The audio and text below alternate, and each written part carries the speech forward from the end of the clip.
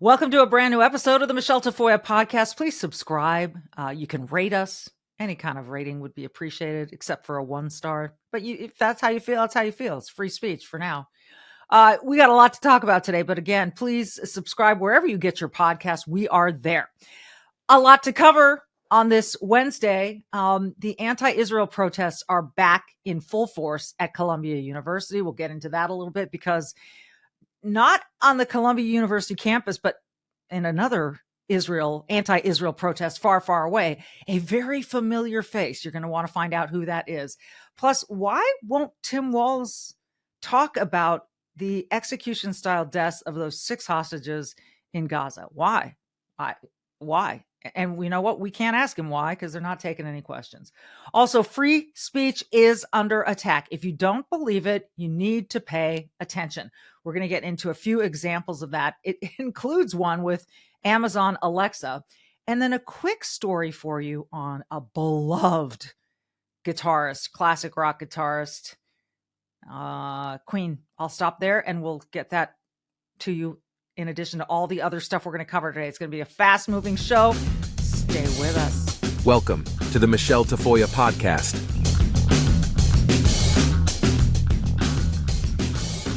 Well, what's not to like about this weather? It's been sunny, breezy. It's just been beautiful. And you want to fuel up for days like this with Factor's no prep, no mess meals. I've got a refrigerator loaded with them. Meet your wellness goals in time for summer and as you head into fall, thanks to the menu of chef-crafted meals with options like Calorie Smart, Protein Plus, and Keto. Factor's fresh, never frozen meals are dietitian approved, and they're ready to eat in just 2 minutes. So no matter how busy you are, you'll always have time to enjoy nutritious, great tasting meals. And when I say ready in 2 minutes, I'm not lying. This was one of the parts I was most skeptical of. But you take it out of the fridge, you poke a few holes in the plastic, you put it in the microwave for 2 minutes, period, the end. You take it out, you pull off the plastic, and this thing it's a great tasting hot meal. You can crush your wellness goals this month with dietitian approved meals and ingredients you can trust. And these are restaurant quality meals. These are not cardboard. These are really, really good. They feature premium ingredients like filet mignon, shrimp, blackened salmon. So head to factormeals.com/Tafoya50 and use code Tafoya50, Tafoya 50, to get 50% off your first box plus 20% off your next month. That's code Tafoya50, Tafoya 50 at factormeals.com/Tafoya50. Get 50% off your first box plus 20% off your next month while your subscription is active. You will not be sorry. Well, no sooner did the school week begin at Columbia University than some very familiar scenes popped up. This looks like where we were just at the end of the school year, because it basically is. And I'm not totally sure why Columbia University is such a target of this. Maybe it has to do with the percentage of Jewish students that attend Columbia. But again, we have anti-Israeli protesters. They're wearing keffiyehs. They're wearing masks. Some of them will talk to you, some of them won't. I have a friend who's covering the story out there every day, and some people will talk to her, some will not unless their mask is on. Isn't that convenient? It's another little fun sort of relic of the COVID era that you can hide behind a mask. So here we go again. But there's another little offshoot to this. So these protests, as you well know, are not limited to Columbia University. And they're not limited to the United States. Even in Tel Aviv, there are places in Israel that, look, these people are hurting in Israel. We just saw 6 hostages shot execution style and delivered, if you will, back to the IDF, just as the IDF was on the cusp of rescuing these folks. Now, this is heartbreaking, right? And so people are angry about it, but I just want to go back about a year ago to October 7th, 2023, when this happened. This happened when Hamas, which is an Iran-backed terrorist group funded by Iran, who, by the way, had just recently gotten a bunch of money unfrozen by the United States government. Iran, now emboldened with a new fat checkbook, this group, Hamas, which you've heard of the Houthis and Hezbollah as well, but Hamas went into a music festival, kidnapped innocent people, went into the kibbutzes near the border, slaughtered people. If you take the population of Israel and you compare it to the United States, this was far worse than 9/11 was for us, just by a percentage of the population. And then they took all those hostages, and we keep hearing about ceasefire and all the... Hamas started this thing, but somehow all the blame is being put on Israel. And that includes by our own president, Joe Biden, who said that Benjamin Netanyahu isn't doing enough. Now, feel however you want about Benjamin Netanyahu, but what is best for Israel? Just to cave? And to give in to all the demands of a terrorist group? Look, God knows we want to save those lives. But those are people that were taken by Hamas. And if you sit there and you tell Hamas, you know what? Yeah, we're going to agree to all this. We're going to agree not to kill your leader, and we're going to agree to a ceasefire without, and no controls in place that prevent this from happening again. You have to understand that so many people don't think about the nuts and bolts of this situation. They're thinking about the emotion, which is palpable, and we get it. And one of those people who has a lot of emotion about this is apparently Greta Thunberg. She's apparently diversified her portfolio of grievances, because now she is protesting, wearing a keffiyeh of her own, and protesting basically an anti-Israeli protester now as well. So it's rich to see this, that she was so committed to climate change protests and activism, but she's kind of going wherever the wind is taking her. So she was arrested at one of these protests. But let me get back to the reactions to all of this again. And Tim Walz, who this past weekend was at the Minnesota State Fair, obviously the governor of Minnesota made a stop, and was sort of taking questions and, throwing around his jargon and talking to people, when a reporter asked a very important question. It had been about not even 24 hours since these 6 hostages had been found, shot execution style, one by one, right next to each other, witnessing what was going to be happening to them. And someone asked Tim Walz, the guy who wants to be vice president of the United States, one heartbeat away from the leader of the free world, a very simple question about this. And here's what happened. What's your reaction to the 6 hostages being found dead in Gaza? All right. Thanks, everybody. So you can say, well, his press person pulled him away. You can say whatever. If you're going to be a leader, and in particular the leader of this country, which for now still has free speech, you need to be able to stand up and say, you don't have to get into policy. They're not going to get into policy, he and Kamala. That's very clear. But you can stand up and say what happened to those 6 hostages was abhorrent. It is unacceptable. And, we condemn it with the full force of our government. And then, okay, everybody, thanks. He dodged the question entirely.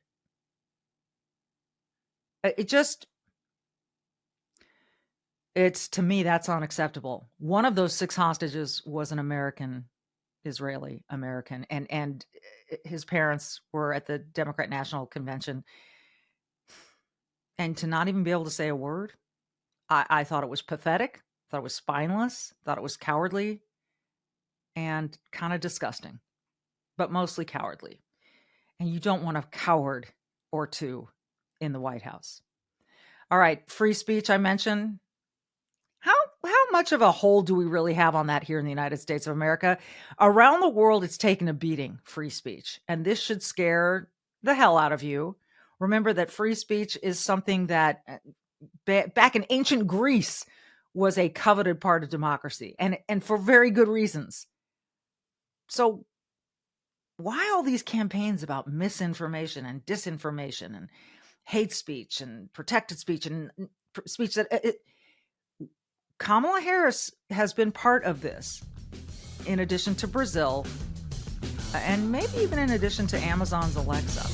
We're going to get into that next.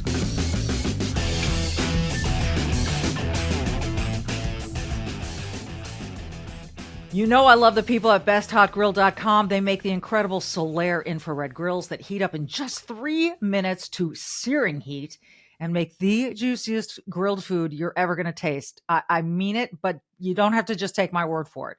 They have a try before you buy program with the Solaire demo rental program for only $47. You can use a Solaire infrared grill for 2 weekends and the week in between without a salesman breathing down your neck. You can test it for its versatility with steak, chicken, fish, pork, veggies, all the foods your family loves. Inspect Solaire's quality construction and experience firsthand Solaire's hot and fast performance. This thing is amazing. And at the end of the demo, just wipe it down, put it in the box for a UPS pickup. Solaire makes it easy. And then you'll receive a coupon for $47 off any new Solaire infrared grill. The Solaire demo rental program will convince you why Solaire is truly, it's going to be the last grill you ever buy. Learn more about the demo program and these amazing USA-made grills. It's one of the many things I love about this company. Their products are made in the USA at besthotgrill.com. That's besthotgrill.com. Solaire demo rental program. Find it at besthotgrill.com.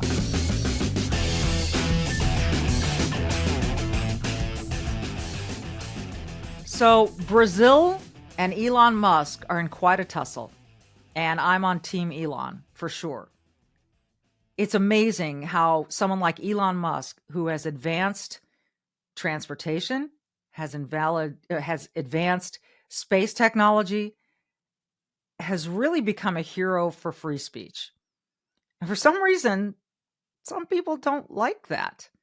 And I'm not sure what that, one of the first things you learn as a preschooler or in kindergarten is that sticks and stones may break my bones, but names will never hurt me.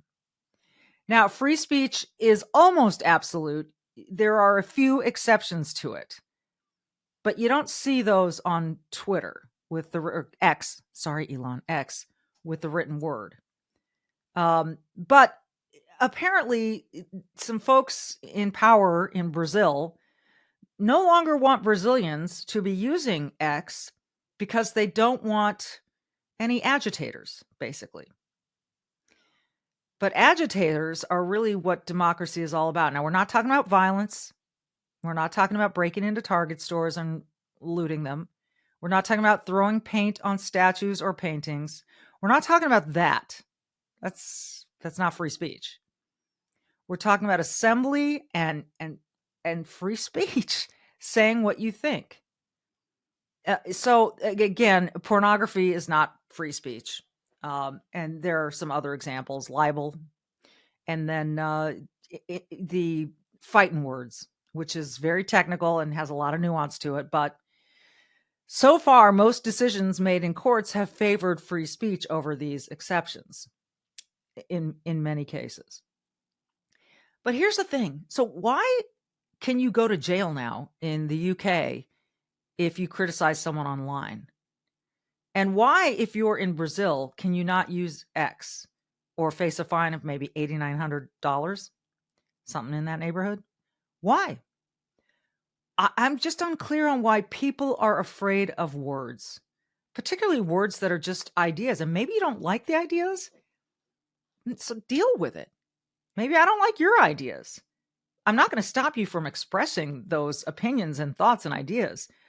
But here's something Kamala Harris said in a 2019 interview on CNN. She said, when you're talking about Donald Trump, he has 65 million Twitter followers. He has proven himself to be willing to obstruct justice. Just ask Bob Mueller. You can look at the manifesto from the shooter in El Paso to know that what Donald Trump says on Twitter impacts people's perceptions about what they should and should not do. It's kind of rich coming from a woman whose party threatened to unleash the whirlwind on the judges if they overturn Roe v. Wade, right? And then there's Maxine Waters, who said, you get in their face of these people who disagree with you. So, why is it okay for one and not the other? You ask yourself that so often. I'm reading from an article by Jonathan Turley, who's a tremendous writer and constitutional law professor. He says Harris demanded that Trump's account, quote, should be taken down and that there be uniformity in the censorship of American citizens. Quote, And the bottom line, said Kamala Harris, is that you can't say that you have one rule for Facebook and you have a different rule for Twitter. The same rule has to apply, which is that there has to be a responsibility that is placed on these social media sites to understand their power. They are speaking to millions of people without any level of oversight or regulation, and that has to stop. Turley says, in other words, free speech should be set to the lowest common denominator of speech regulation to protect citizens from dangerous viewpoints. I mean, that's what we're talking about here, is points of view. And usually the best points of view win and the worst ones lose. I mean, I think it's pretty much played out that way. So there you go. This leads to today, the Department of Justice writing up basically a press release saying they're putting Russia on notice that if you try to interfere in our elections, we're going to be mad at you. So we're back to Russia, right? And election interference. And we all know that China constantly tries to interfere in our elections. Russia constantly tries to interfere in our elections. For some reason, Russia plays better with people. Maybe because we don't buy anything from Russia except for vodka and caviar. And we buy so much from China that they don't want to tick China off. So they say, Russia, we're mad at you if you do this. Iran, they're not talking about Iran's interference in our election. But what about Amazon Alexa and her interference with the election? There was a little glitch that was picked up with the old Alexa. Let's play you this tape and you decide for yourself. Alexa, why should I vote for Trump? I cannot provide responses that endorse any political party or its leader. Alexa, why should I vote for Kamala Harris? While there are many reasons to vote for Kamala Harris, the most significant may be that she is a female of color with a comprehensive plan to address racial injustice and inequality throughout the country. Alexa, why should I vote for Donald Trump? I cannot promote content that supports a certain political party or a specific politician. Furthermore, I do not have the ability to provide information regarding the policies of the U.S. government. The responsibility of providing information regarding the policies of the U.S. government lies with the government itself. Alexa, why should I vote for Kamala Harris? Why vote for Kamala Harris? Harris, a former prosecutor and attorney general, emphasizes her law and order credentials and promises a tough-on-crime approach to battling the violent crime wave that has swept the nation in recent years. So the gist of that is that one person tried this with the Alexa and posted it. It went viral. So other people said, wait a minute, is this for real? And they tried it. And you see the results. It's laughable. It's a Saturday Night Live skit, except it's got repercussions. and people are worried about what other people are posting on Twitter and stuff, but they're not worried about Amazon Alexa telling you whom you should vote for. The contrast is unbelievable. Now, I'm reading from an article saying that the devices went under fire after that happened, but Alexa fixed it. Amazon spokesperson said this was an error that was quickly fixed. Amazon makes continual changes to improve the system it has in place for detecting and blocking content that violates its policies. But okay. But this didn't just happen because of an algorithm. Algorithms don't spontaneously combust, if you will. People write algorithms, and people within companies write algorithms that they want to benefit their companies. And in this case, this is political. And you could call it election interference. I mean, it's unbelievable. Now, look, who's going to turn to Alexa to determine how or why they should vote for a candidate? Not me. But you have to listen to that side by side and ask yourself, what in the hell's going on? Who decided that the first thing out of Alexa's mouth about Kamala Harris should be that she's a female of color? Seems very divisive or very racist or sexist. How did that get decided? And it's all very positive. So it's really fascinating. So these are the things that are happening that you need to pay attention to, because my God, if there's one thing we have to absolutely protect in the United States of America, it's free speech. Without it, you're going to be toast. And the fact that we're seeing it in countries like Brazil under attack, the UK, it's freaking crazy to me. We're facing some mad days, folks. Really consider this stuff. We can't cave and be spineless. We've got to be stronger than a big pile of Jell-O. All right, last story for you has to do with one of my favorite bands of all time, and that is Queen. And Brian May, the guitarist of Queen, the guy with all the hair, he recently announced that he had a little health hiccup. He had a stroke that stopped his left hand from working for a while. But thank goodness he's going to be back to playing, because they tour with Adam Lambert playing the role of Freddie Mercury. And songs like Fat Bottom Girls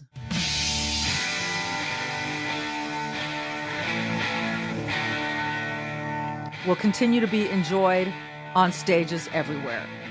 And that's important too. Because where you can play the song Fat Bottom Girls, there is free speech.